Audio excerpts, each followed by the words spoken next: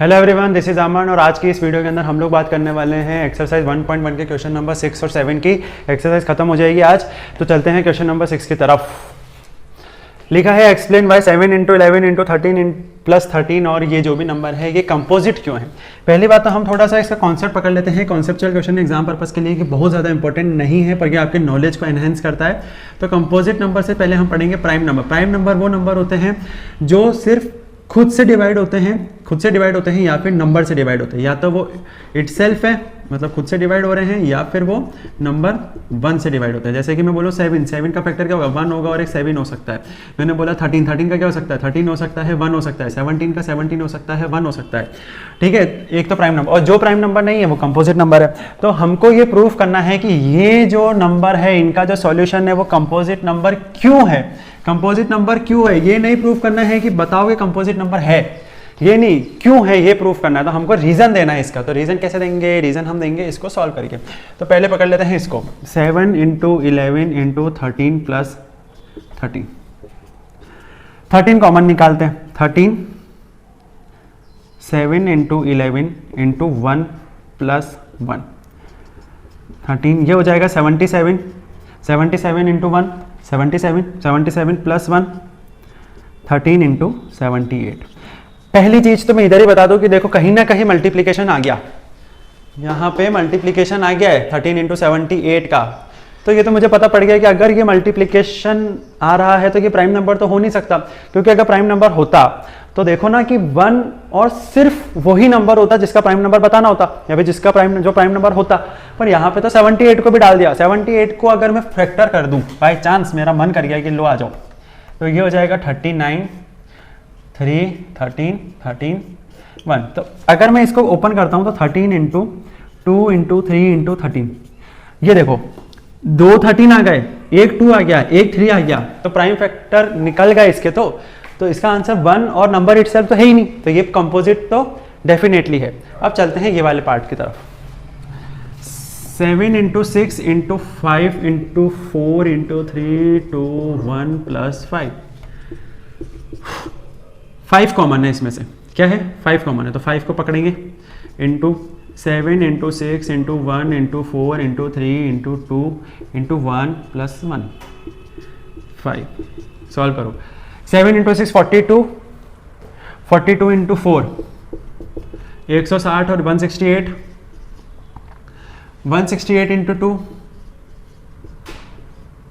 नहीं 3 भी तो है, तो 162 इंटू 3 ये हो जाएगा 24 18, ये 3 बन जाए 3 और ये 504। गलत कर रहा हूँ क्या? तो no no no no no no no no no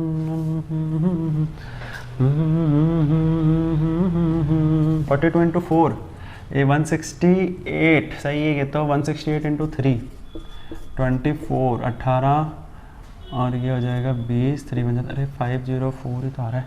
504 को 2 से करूँगा तो 80, अच्छा सही है यार, बिल्कुल सही है।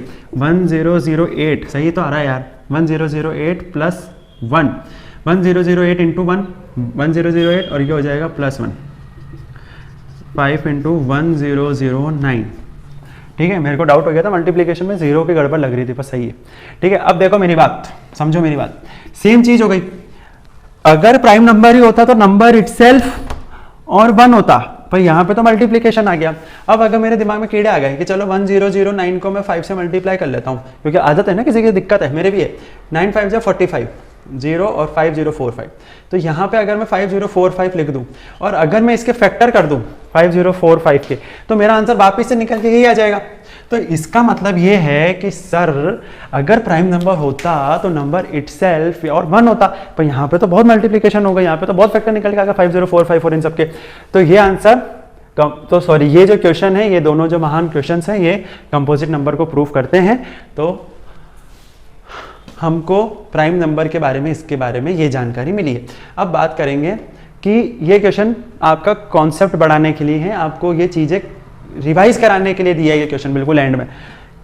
ये क्वेश्चन एग्जाम पर्पस के लिए ज़्यादा इंपॉर्टेंट नहीं है, ठीक है, लेकिन फिर भी कॉन्सेप्चुअली अगर किसी को कोई आपका माइंड टेस्ट करना चाहता है कि आपको कितना आता है, तो वो ऐसे क्वेश्चन आपके सिर पे मार सकता है और आपको फिर उसको फुल शॉट मारोगे कि डक, डिपेंड करता है आप पे। चलो जी, नेक्स्ट क्वेश्चन और लास्ट क्वेश्चन। लिख के बात करता हूँ, लिख लेता हूँ एक बार क्वेश्चन, बड़ा क्वेश्चन जी। तो क्वेश्चन नंबर 7 बोल रहा है कि there is a circular path around a sports field, एक स्पोर्ट्स फील्ड के आसपास एक सर्कुलर पाथ है। सोनिया टेक्स 18 मिनट, सोनिया को 18 मिनट लगते हैं एक पूरे राउंड को कवर करने में, और रवि को लगते हैं 12 मिनट एक राउंड को कवर करने में, दोनों एक साथ शुरू करते हैं।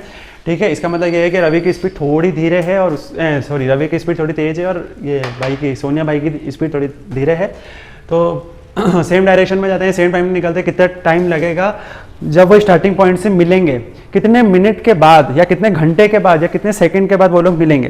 तो इस क्वेश्चन का कॉन्सेप्ट छुपा हुआ है इंट्रोडक्शन की वीडियो में, जहां पे मैंने आप लोगों से बात की थी कि भैया एलसीएम और एचसीएफ वाला जो टॉपिक है ना, उसके अंदर ये एलसीएम और एचसीएफ तो बचपन से आ रहे हैं, तो हमको अभी देने की जरूरत क्या है? हमको देने की जरूरत वर्ल्ड प्रॉब्लम वाले क्वेश्चन में है कि सोनिया को अगर एक राउंड काटने में 18 मिनट लग रहे हैं, जैसे कि मैंने बोला कि ये एक राउंड है, सोनिया मैडम यहाँ से निकलती है, ठीक है, सोनिया मैडम पूरा राउंड काटती है, 18 मिनट पूरा राउंड कटवा देते हैं, 18 मिनट लगते हैं पूरे राउंड काटने में।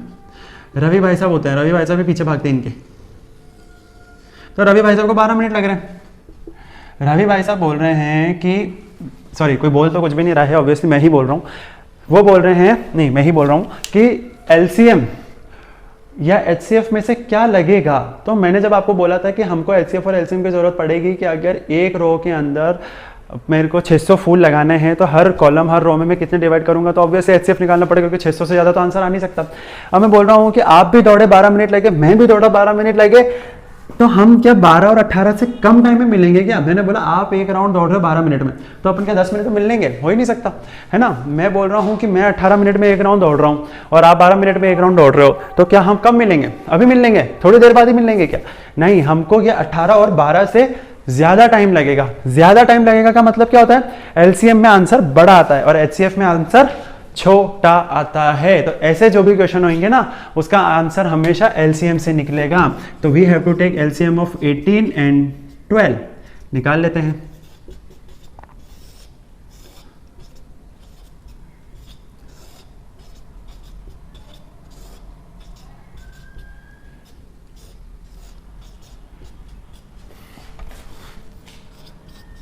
एलसीएम आया है 2 × 2 × 3 × 3, 2 2 जा 4, 4 3 जा 12, 12 3 जा 36। देखो आंसर ना 12 की रेंज के अंदर आया ना 18 की रेंज के अंदर आया, आंसर इन दोनों की रेंज के बाहर आया है। क्योंकि भैया ये दौड़ेंगे कहीं ना कहीं, सोनिया यहाँ पहुंचेगी है, रवि आएगा दौड़ता दौड़ता, रवि भी कहीं ना कहीं पहुंचेगा। तो जहाँ ये पहुंचेंगे पहली बार वो मिनट होगा 36 मिनट। अगर 8 बजे निकल रहे हैं सुबह दौड़ने के लिए, तो ये 8:36 पे मिल जाएंगे सोनिया और रवि। ठीक है बस, तो आज की वीडियो में इतना ही। एक्सरसाइज 1.1 कंप्लीट होती है, कल से शुरू करेंगे एक्सरसाइज 1.2। अगर आपको चैनल में सारी चीज़ें समझ में आ रही हैं तो make sure to subscribe the channel, hit the bell icon और अपने दोस्तों तक की वीडियो पहुंचाएं ताकि हमको भी मोटिवेशन मिलता रहे। जब तक के लिए कीप स्टडिंग, कीप रिवाइजिंग। मिलते हैं कल, बाय बाय, टेक केयर, जय हिंद।